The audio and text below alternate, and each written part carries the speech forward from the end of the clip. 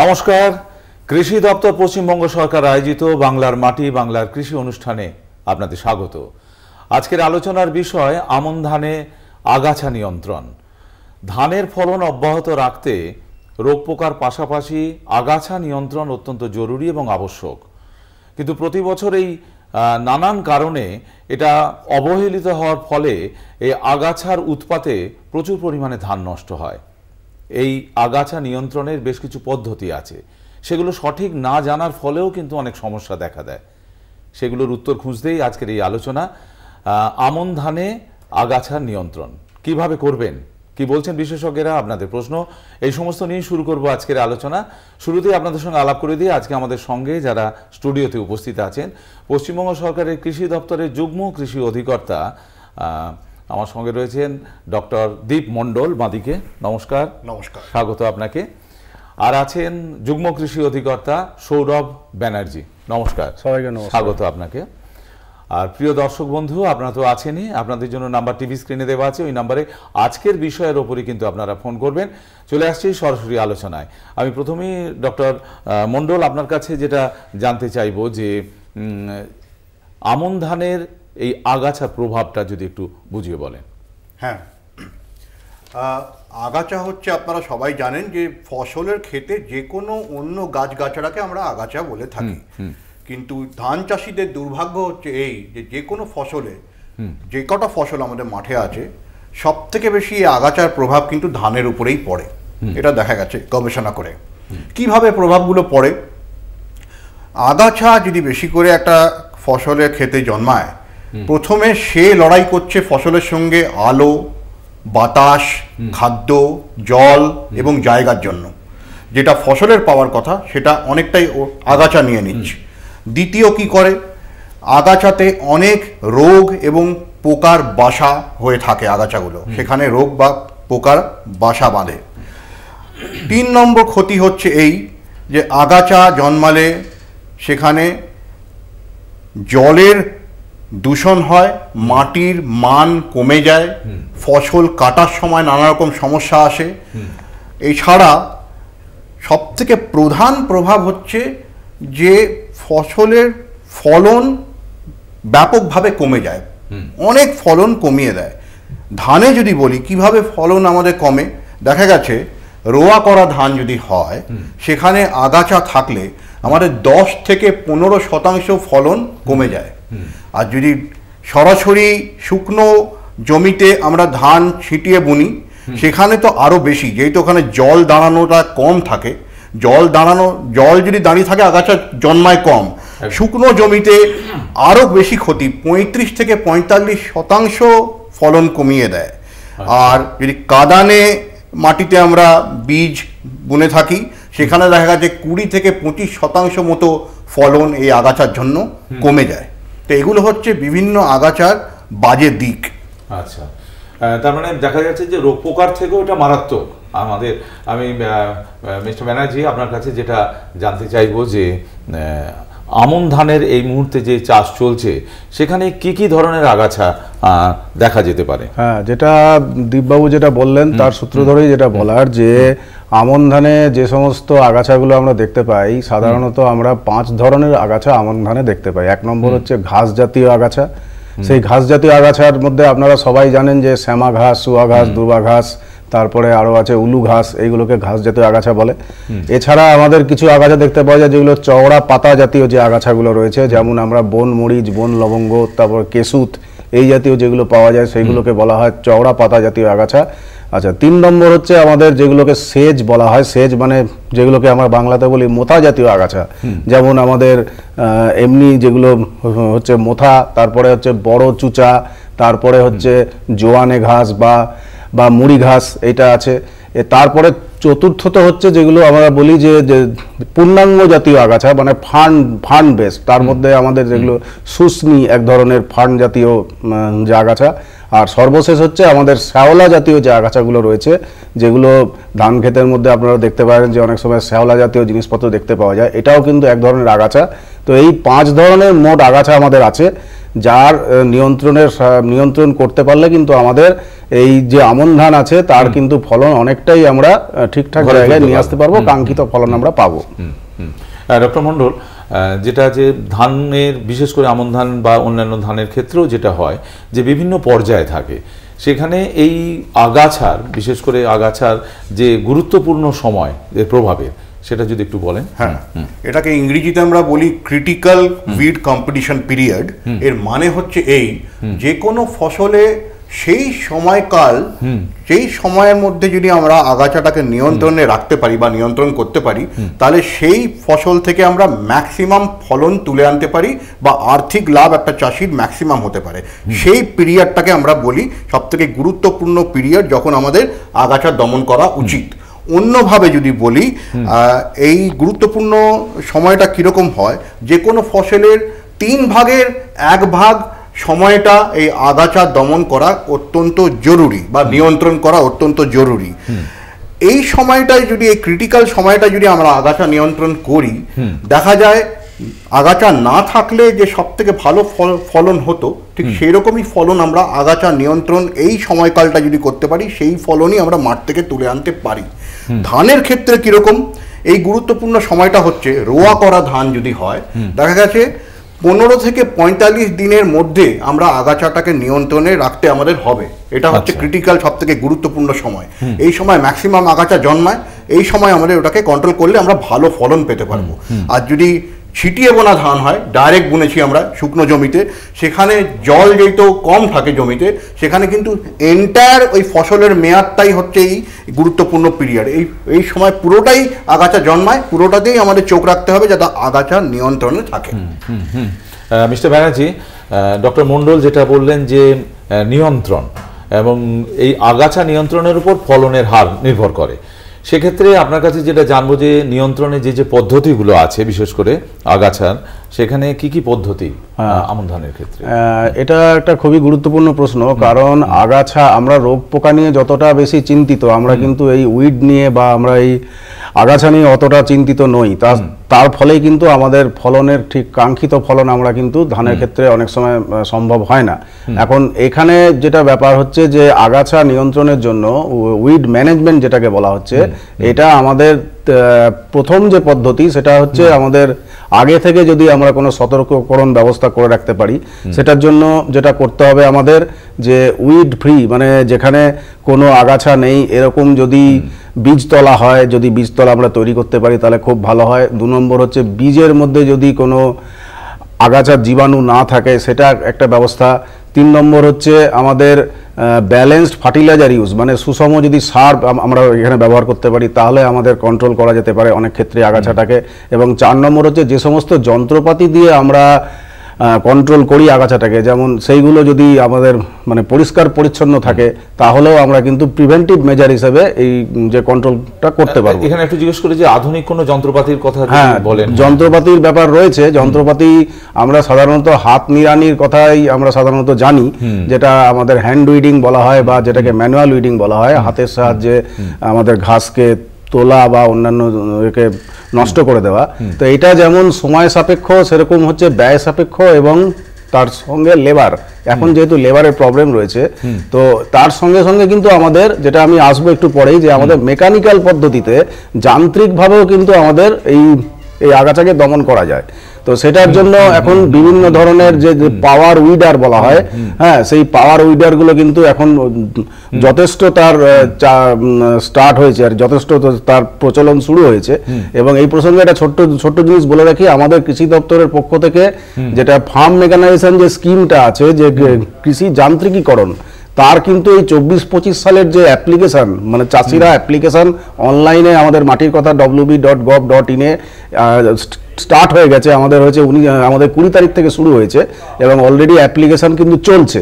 তো এই সমস্ত যন্ত্রপাতি কিন্তু ওর মাধ্যমে চাষিরা অ্যাপ্লাই করলে আমাদের যে সমস্ত সাবসিডির যে স্তর আছে, সেই বিভিন্ন সাবসিডিতে তারা এগুলো পেতে পারে। তো এইটা হচ্ছে আমাদের যান্ত্রিকীকরণের ব্যাপার। আচ্ছা, তা আমি শুরুতে যেটা বলছিলাম যে আমাদের প্রিভেন্টিভ মেজার গেল, এরপরে হচ্ছে সরাসরি যে উৎপাদন যে পদ্ধতিটা, সেটা হচ্ছে সরাসরি আমাদের ডিস্ট্রাকশন। সেই ডিস্ট্রাকশন আমাদের করতে হবে কি না, যে আগাছাটা রয়েছে সেটাকে তুলে ফেলে দিতে হবে এবং সেটাকে একেবারে মাটির সঙ্গে মিশিয়ে দিতে হবে। আচ্ছা, 3 নম্বর হচ্ছে আমাদের কন্ট্রোল। যে কন্ট্রোল মেজারের মধ্যে আমরা 4 ধরনের কন্ট্রোল মেজার এক্ষেত্রে দেখতে পাই। 1 নম্বর হচ্ছে আমাদের যেটাকে আমরা বলি কালচারাল মেথড, মানে পরিচর্যাগত পদ্ধতি। তাহলে এই পরিচর্যাগত পদ্ধতি বলতে আমরা কি বুঝি না, প্রথমত যেখানে ধান রোয়া করা হচ্ছে সেখানে যদি ছিপছিপে জল থাকে, যেটা একটু আগে দীপবাবু বলেছেন, তাহলে কিন্তু আগাছার উপদ্রবটা অনেকটাই কম হয়। 2 নম্বর হচ্ছে আমরা যদি গ্রীষ্মকালীন চাষ দিই, জমি তৈরি করার আগে ভালোভাবে যদি গ্রীষ্মকালীন চাষটা দেওয়া হয়ে থাকে, তাহলে আমাদের যে আগাছার যে সমস্ত প্রোপাগিনগুলো রয়েছে সেগুলো কিন্তু সরাসরি 10-15 সেন্টিমিটার মাটির গভীরে চলে যেতে পারে, তার ফলে তাদের কিন্তু আর বৃদ্ধি হয় না এবং মাটির মধ্যে বায়ু চলাচলটাও অনেকটাই পরিমাণে বৃদ্ধি পায়। আচ্ছা, এবারে এছাড়াও রয়েছে আরো যেগুলো আমরা যদি ডুয়াল কালচার, মানে একসঙ্গে ডবল ক্রপিং, ধানের সঙ্গে এজোলা বা ধানের সঙ্গে যদি সবুজ সার হিসেবে ধইঞ্চা, এগুলোকেও যদি আমরা জমিতে চাষ করি, তাহলে কিন্তু আগাছার উপদ্রবটা অনেকটাই কম হয়। আর এছাড়া কিছু কিছু ধানের জাত আছে যেগুলোর ইনিশিয়াল গ্রোথটা, মানে প্রাথমিক গ্রোথটা খুব ভালো হয়, তার ফলে কি হয়, তার যে পাতাগুলো রয়েছে সেগুলো খুব তাড়াতাড়ি সেগুলো বড় হয়ে যায় এবং বড় হয়ে যাওয়ার ফলে যে মানে ক্যানোপিটা রয়েছে, সেই ক্যানোপিটা খুব তাড়াতাড়ি বৃদ্ধি পায়। তার ফলে কি হয়, একটা ঘন একটা আস্তরণ তৈরি হয়।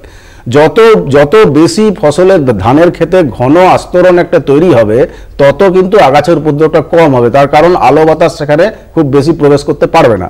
তো এই সমস্ত যে পরিচর্যাগত পদ্ধতিগুলো রয়েছে, এইগুলো যদি আমরা অবলম্বন করতে পারি, তাহলে আগাছা নিয়ন্ত্রণটা অনেক ভালোভাবে করা যায়। আচ্ছা, 2 নম্বর পদ্ধতি হচ্ছে যেটা আমি একটু আগেই বললাম, যে আমাদের ফিজিক্যাল মেথড বা ভৌত উপায়। তার মধ্যে 1 নম্বর হচ্ছে হাত নিড়ানি। হাত নিড়ানি আমরা সবাই জানি যে ধান যেটা আমাদের রোয়া ধান আছে, সেখানে 15 দিন থেকে আমরা শুরু করতে পারি। 15 দিন থেকে 40 দিনের আফটার রোয়া, 40 দিনের মধ্যে আমরা মোটামুটি 2-3 বার হাত নিড়ানি দিতে পারি। আর আমি একটু আগে যেটা বললাম, আমাদের যে যন্ত্রপাতির কথা বললাম, যেটা মেকানিক্যাল উইডিং বলা হয়, তার মাধ্যমে আমরা কিন্তু ওই যেগুলো বললাম পাওয়ার উইডার, এইগুলো দিয়ে আমরা ওই ধান রোয়া করার 15 দিন পরে 10 দিন অন্তর অন্তর মোট যদি 4 বার আমরা এইটাকে যদি পাওয়ার উইডারের সাহায্যে যদি মেকানিক্যাল কন্ট্রোল করতে পারি, তাহলেও কিন্তু যে আগাছা সেটাকে অনেকাংশে নিয়ন্ত্রণ করতে পারবো আমরা। আর 3 নম্বর আমাদের যেটা আছে, সেটা সবথেকে বহুল প্রচলিত এবং আমরা যারা চাষি ভাইরা এটা নিয়েই বেশি বিচলিত, সেটা হচ্ছে রাসায়নিক। তো আমরা প্রথমেই বলবো যে রাসায়নিকের দিকে প্রথমে না গিয়ে এই যে পদ্ধতিগুলোর কথা বলা হলো সেইটা অবলম্বন করতে পারলে কিন্তু ফসলের আপনি কাঙ্ক্ষিত ফলন অতি অবশ্যই পাবেন। তো এবারে রাসায়নিকের দিকে আমাদের আসতেই হবে। এখন রাসায়নিকের ক্ষেত্রে আমাদের 2 ধরনের রাসায়নিক এই ক্ষেত্রে আমরা প্রয়োগ করতে পারি। একটা হচ্ছে প্রি ইমার্জেন্ট, মানে আমাদের আগাছা ফসলের জমিতে দেখার আগেই যে সমস্ত কীটনাশকগুলো, যে সমস্ত আগাছানাশকগুলো আমরা জমিতে প্রয়োগ করতে পারি, এটাকে বলে প্রি ইমার্জেন্ট হার্বিসাইড। এটার একটা বড় ভূমিকা হচ্ছে, এই হার্বিসাইডটা কি করে না, যখন আমরা মাটিতে প্রয়োগ করছি তখন মাটির মধ্যে একটা বাধা সৃষ্টি করে এবং তার ফলে কি হয়, যে আগাছার যে সমস্ত যেটা ওখান থেকে বেরোবে, যেগুলো মাটি থেকে যে আগাছাগুলো বেরোবে ওই ধানের জমিতে, সেই বাধার সম্মুখীন হওয়ার ফলে ওরা কিন্তু আর ধানের জমিতে ওরা কিন্তু উপদ্রব করতে পারে না। এটা একটা গেল। এবার এই প্রি ইমার্জেন্টটা আমাদের সাধারণত ধান রোয়া করার 3 থেকে 5 দিনের মাথায় কিন্তু জমিতে প্রয়োগ করতে হবে। এছাড়া আরেক ধরনের আছে যেটাকে বলা হচ্ছে আমাদের পোস্ট ইমার্জেন্ট হার্বিসাইড, যখন সেটা হচ্ছে কি না, রোয়া করার 21 থেকে 25 দিনের মধ্যে জমিতে প্রয়োগ করতে হয়, যখন আমরা আগাছা দেখতে পাবো জমিতে সেই সময়। তাহলে এটা হচ্ছে আমাদের রাসায়নিক নিয়ন্ত্রণ। আর এছাড়াও যেটা আছে আমাদের জৈবিক নিয়ন্ত্রণ, এটাও অনেকের জেনে রাখা ভালো, যে জৈবিক নিয়ন্ত্রণের বলতে আমরা কি বুঝি না, যেখানে আমাদের জীবিত যে সমস্ত জিনিসপত্র রয়েছে, জীবিত গাছপালা বা জীবিত পোকামাকড়, আমাদের যে সমস্ত মাছ রয়েছে অনেক সময় জমিতে, যে মাছগুলো ঘাস পাতা খেয়ে সাধারণত বেঁচে থাকে, শামুক রয়েছে, এইগুলো দিয়েও কিন্তু আমরা আগাছাকে কন্ট্রোল করতে পারি। আচ্ছা। এক্ষেত্রে একটা জিনিস, একটা ছোট্ট উদাহরণ একটা বলে দেওয়ার দরকার আছে, যে ধানের ক্ষেত্রে শিকড়ের মধ্যে এক ধরনের নিমাটোড দেখতে পাওয়া যায়। সেইটা কিন্তু ওই যে ডাইরেক্ট সিডেড আপল্যান্ড রাইস, মানে সরাসরি উঁচু জমিতে বীজ বপন করে যে ধানটার চাষ করা হয়, তার কিন্তু অনেক আগাছাই কিন্তু সেটা দমন করে দিতে পারে। আর এছাড়া আরেকটা আছে আমাদের বন লবঙ্গ, যেটাকে বলা হয় লুডিভিয়া পারভিফ্লোরা, সেইটাকে কিন্তু আমরা একটা স্টিল ব্লু বিটল দিয়ে আমরা কন্ট্রোল করতে পারি। তো এই হচ্ছে আমাদের মোটামুটি বায়োলজিক্যাল কন্ট্রোল। তাহলে এই 4 ধরনের আমরা মোটামুটি কন্ট্রোল মেজার আছে। সৌরভবাবু খুব বিস্তারিতভাবে বললেন যে কিভাবে কন্ট্রোল করা যাবে। এ সত্ত্বেও তো বেশ কিছু জিনিস আছে, যেমন ঘাস জাতীয় যে হয়, তার যে রাসায়নিক ভাবে নিয়ন্ত্রণ, সেটা যদি একটু বলেন। হ্যাঁ, সৌরভ সাহেব বলেছেন, আমাদের প্রধানত ধানের ক্ষেতে বিভিন্ন ধরনের ঘাস জাতীয় আগাছা দেখা যায়। সেটা যদি রাসায়নিক পদ্ধতির বিষয়ে আপনারা শুনতে চান, আমরা জানি আমরা উতলা হচ্ছেন এটাই শোনার জন্য, তাহলে বলি। উনি বলেছেন প্রি ইমার্জেন্ট এবং পোস্ট ইমার্জেন্ট আগাছা নাশক। আমি প্রথমে বলছি যে ঘাস জন্মায়নি তখনই আমি নিয়ন্ত্রণ ব্যবস্থা নিচ্ছি কিছু রাসায়নিক স্প্রে করে। কি আছে? প্রথমে রোয়া করা ধান যদি হয়, সেখানে কিন্তু স্প্রে না করে বালির সঙ্গে আগাছা নাশক মিশিয়ে ছড়ানোটা ভালো। 1 বিঘাতে 7 কেজি বালি লাগে, তার সঙ্গে রাসায়নিক যেটা আছে বিষ, সেটা মিশিয়ে ছড়াতে হয়। কবে না, রোয়া করা 3 থেকে 4 দিন পরে। ঠিক আছে? কি আছে আপনারা জানেন যে বুটাক্লর বলে একটা বিষ আছে, যেটা বাজারে বিভিন্ন ধানুক্লর, হিলটাক্লর, ম্যাশেট এইসব নামে পাওয়া যায়, বহু পুরনো বিষ। এটা লাগে বিঘা প্রতি 300 ml মাত্র। আর তার থেকে উন্নত হচ্ছে প্রেটিলাক্লর, বাজারে ইরেজ, ফাইটার, অমিট এইসব নামে পাওয়া যায়, 200 ml মতো লাগে বিঘা প্রতি। আচ্ছা, ঠিক আছে? বালির সঙ্গে 7 কেজি বালির সঙ্গে মিশিয়ে ছড়াতে হয়। নাহলে থায়োবেন কার্ব বলে একটা আছে, সেটার নাম বাজারু নাম হচ্ছে স্যাটার্ন, সেটার পরিমাণ হচ্ছে 270 ml। এটা রোয়া করা ধানে। আর যদি ছিটিয়ে বোনা ধান হয়, সেখানে কিন্তু পরিমাণ একটু বেশি লাগে, কারণ ওখানে আগাছা বেশি জন্মায়, জল দাঁড়িয়ে নেই, এবং ওখানে 1-2 দিন আরো আগে এটাকে প্রয়োগ করতে হয়। নিয়মটা হচ্ছে সেখানে কিন্তু বালির সঙ্গে মিশিয়ে নয়, সরাসরি বোনা ধানে কিন্তু স্প্রে করতে হয়। 4 লিটার মানে 4 ড্রাম, মানে যদি 16 লিটারের ন্যাপস্যাক স্প্রেয়ার হয়, তাহলে ওই 16 লিটারে 4 ড্রাম 1 বিঘাতে লাগে। সেখানে পরিমাণটা বুটাক্লর যেখানে 300 এখানে লাগতো, এখানে 330 ml লাগবে ছিটিয়ে বোনা ধানে। প্রেটিলাক্লরটা 300 ml লাগবে 200 ml এর জায়গায়। থায়োবেন কার্ব যেটা বললাম, ওটা 270 লাগছিল রোয়া ধানে, এখানে লাগবে ওটা একটু বেশি, 350 ml। এই গেল প্রি ইমার্জেন্ট। ঘাস জন্মায়নি আগেই স্প্রে করে দিলাম, ঘাস আর জন্মাবে না। এবার ঘাস জন্মে গেছে, তার জন্য কি ব্যবস্থা নেব? তার জন্য বেশ কিছু ভালো ভালো নতুন ওষুধ এসছে, কয়েকটা নাম বলি, জটিল নাম, বাজারের নামটাও বলে দিচ্ছি। একটা আছে ফেনোক্সাপ্রপ টি ইথাইল, নাম মনে থাকবে না, বাজারে ফসল জ্যোতি, প্যাডি গার্ড, রাইস গার্ড এইসব নামে পাওয়া যায়। এর পরিমাণ হবে বিঘা প্রতি 100 ml। ঘাস জন্মে গেছে, কবে দেব? রোয়া করার 20 দিন পরে, যেটা সৌরভ সাহেব বললেন, আমরা এটাকে স্প্রে করব বা বালির সঙ্গে মিশিয়ে ছেটাবো। এর বিকল্প কি আছে? আরেকটা ভালো ওষুধ আছে, হচ্ছে সাইহ্যালোফপ বিউটাইল, নাম মনে থাকবে না, বাজারু নাম হচ্ছে টাটা সাইলো বা ক্লিনচার। এটা বিশেষ করে শ্যামা ঘাসের জন্য খুবই উপযোগী। এটার পরিমাণ হবে 140 ml বিঘা প্রতি। বালির সঙ্গে মিশিয়ে দিন কিংবা স্প্রে করুন, যেমন ধান আপনি লাগিয়েছেন। আরেকটা আছে মেটামিফপ, বাজারে ক্রাইটেল নামে পাওয়া যায়, 70 ml মাত্র লাগে বিঘা প্রতি। 10 থেকে 20 দিনের সময় মানে মেয়াদে দিতে হয় রোয়া করার পরে।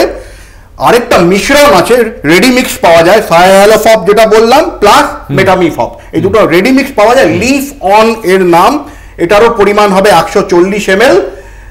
ওই 10 থেকে 20 দিনের মাথায় এটা স্প্রে করলে বা বালির সঙ্গে মিশিয়ে ছেটালে দেখা যায় ঘাস জাতীয় আগাছা মরে যাবে। তবে একটা সতর্কতা নেবেন, এগুলো কিন্তু বেশি পরিমাণ হয়ে গেলে ধানকেও মেরে ফেলবে। পরিমাণটা সবসময় মানে আমাদের কীটনাশকের মতো কিন্তু না, কীটনাশক একটু বেশি হলে অন্যরকম অসুবিধা হয়, কিন্তু আগাছা নাশক বিশেষ করে কেন সৌরভ সাহেব বলছিলেন যে বারে বারে আপনার হাত নিড়ানোর মধ্যেই থাকুন, এগুলো পরিমাণ যদি আপনি ঠিক না রাখেন, বেশি দিয়ে ফেললেন, সেটা কিন্তু ধানকেও শুকিয়ে দেবে, এইটা সতর্ক থাকতে হবে।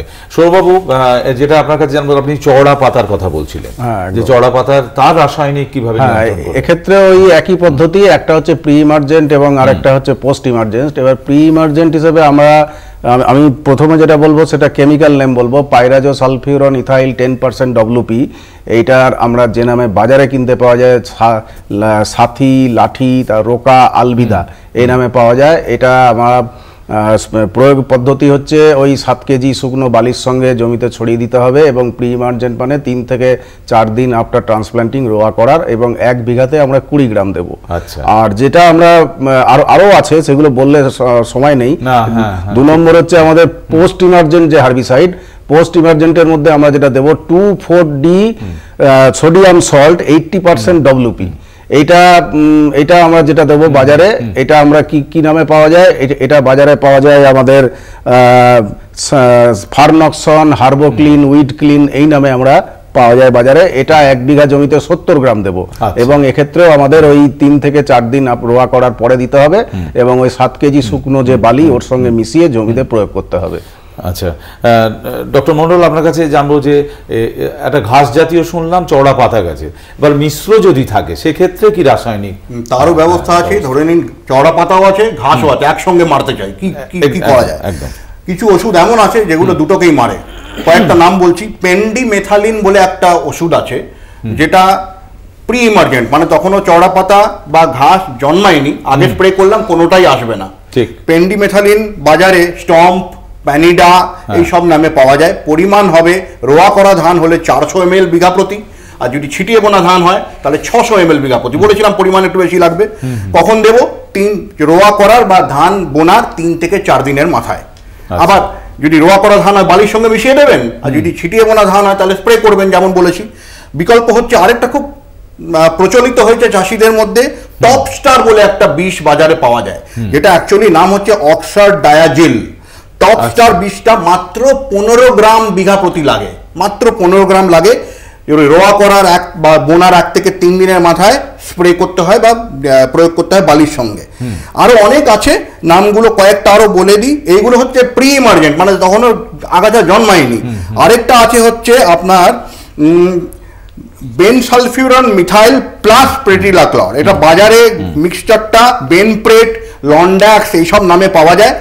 1 কেজি 350 গ্রাম বিঘা প্রতি লাগে। 3 দিনের মাথায় প্রয়োগ করব, ঘাসও জন্মাবে না, আগাছাও মানে চওড়া পাতার আগাছাও আসবে না। এবার ঘাস জন্মে গেছে, চওড়া পাতার আগাছা চলে এসছে, কিভাবে মারবো? তার জন্য পোস্ট ইমার্জেন্ট ওষুধ কি আছে? সব থেকে প্রচলিত যেটা হয়েছে বিসপাইরিব্যাক সোডিয়াম, যেটা আমরা সরকারের তরফ থেকেও দিয়ে থাকি। হ্যাঁ, বিসপাইরিব্যাক সোডিয়ামটা বিভিন্ন নামে পাওয়া যায়, বিসপা, তারক, বেনিস্টার এইসব নামে পাওয়া যায়। এর পরিমাণ হবে রোয়া করা ধানে বিঘা প্রতি 30 ml, ছিটিয়ে বোনা ধানে বিঘা প্রতি 40 ml। কবে দেব? ঘাস বা চওড়া পাতা জন্মে গেছে, রোয়া করার বা বোনার 15 থেকে 25 দিনের মাথায় দেব। ঠিক আছে। আরেকটা বিকল্প হচ্ছে অ্যানিলোফস বলে একটা আছে, অ্যানিলো গার্ড, অ্যানিলো রাস এইসব নামে পাওয়া যায়। রোয়া ধানে 55 ml বিঘা প্রতি, ছিটিয়ে বোনা ধানে 80 ml বিঘা প্রতি 10 দিনের মাথায় দেব। এগুলো আরো অনেক আছে, বলতে গেলে অনেক সময় যাবে, সময় সংক্ষেপ হয়ে গেছে খুবই। আরেকটা বলে শেষ করব, যেটা খুবই ভালো ওষুধ, সেটা হচ্ছে পেনক্সিউলাম বলে একটা ওষুধ বেরিয়েছে। সেটা যদি আপনি দিতে চান, বাজারে অ্যাসার্ট, অসাম এইসব নামে পাওয়া যায়। পেনক্সিলাম 2.67% OD। এইটা 125 ml রোয়া করা ধানে, না হলে ছিটিয়ে বোনা ধানে 135 ml 15 থেকে 20 দিনের মাথায় দিলে যত চওড়া পাতার আগাছা বা ঘাস জাতীয় আগাছা আছে মারা যায়। আচ্ছা, খুব সংক্ষেপে মিস্টার ব্যানার্জি, আপনার কাছে যেটা জানবো যে বিশেষ করে ধান জমিতে জলের একটা প্রাদুর্ভাব থাকে, সেক্ষেত্রে শ্যাওলা তো জন্মায়, সেগুলোকে নিয়ন্ত্রণ শ্যাওলা নিয়ন্ত্রণের জন্য যেটা করতে হবে আমাদের, এক্ষেত্রে কিন্তু আমাদের প্রি ইমার্জেন্টের কোনো ব্যাপার নেই, এখানে পোস্ট ইমার্জেন্ট। যখনই আমরা শ্যাওলার গ্রোথ দেখতে পাবো, তখন পোস্ট ইমার্জেন্ট হার্বিসাইড হিসেবে আমাদের ব্লু কপার, যেটাকে কপার সালফেট বলা হয়, বাংলাতে তুতে বলা হয়, সেটা আমাদের প্রয়োগ করতে হবে 1 বিঘাতে 1 কেজি 350 গ্রাম মতো। আর এক্ষেত্রে আমাদের যেটা খেয়াল রাখতে হবে যে খুব ভোরবেলা সকালের দিকে বা সন্ধ্যের দিকে যখন তাপমাত্রা অনেকটাই কম থাকে সেই সময় ওটাকে কিন্তু প্রয়োগ করতে হবে জমিতে। আর যাতে এবং অন্য সময় প্রয়োগ করলে কিন্তু ফসলের এক্ষেত্রে নানা রকম ক্ষতি হতে পারে। আচ্ছা, তো এটাই শ্যাওলার ক্ষেত্রে মেন আর কি। একদম শেষে একটুখানি সংক্ষেপ জানবো, ধানের নার্সারিতে বীজতলাতে আগাছা জন্মায় তার জন্য খেয়াল রাখতে হবে মাটিটা গভীরভাবে চাষ দেবেন, হ্যাঁ বেশি করে জৈব সার দেবেন, তাতে আগাছা কম জন্মায়। মালচিং বলে একটা পদ্ধতি আছে, মানে খড় দিয়ে যদি ঢেকে রাখি জমিটা বা পাতা, শুকনো পাতা দিয়ে, সেখানে আগাছা জন্মায় কম। আরেকটা আছে, ওখানেও কিছু আগাছানাশক দেওয়া যায়, তবে আপনারা ওখানে আগাছানাশক অ্যাভয়েড করুন। আজকে আর সময় নেই, ইতি টানতেই হচ্ছে। স্টুডিওতে আসার জন্য, সুপরামর্শ দেওয়ার জন্য আপনাদের অসংখ্য ধন্যবাদ এবং নমস্কার। আর সেই সঙ্গে দর্শক বন্ধুদের বলবো, অবশ্যই আগাছা নিয়ন্ত্রণের ব্যাপারে আপনারা সচেষ্ট থাকবেন, তাহলে আমাদের আমন ধান দিয়ে নবান্নের উৎসব আমরা সুন্দরভাবে করতে পারবো। প্রতি বৃহস্পতিবার কলকাতা টিভির এই জনপ্রিয় অনুষ্ঠান বাংলার মাটি বাংলার কৃষি দেখতে ভুলবেন না। এখন কোথাও যাবেন না, পরবর্তী অনুষ্ঠানের জন্য সঙ্গে থাকুন কলকাতা টিভির। নমস্কার। নমস্কার।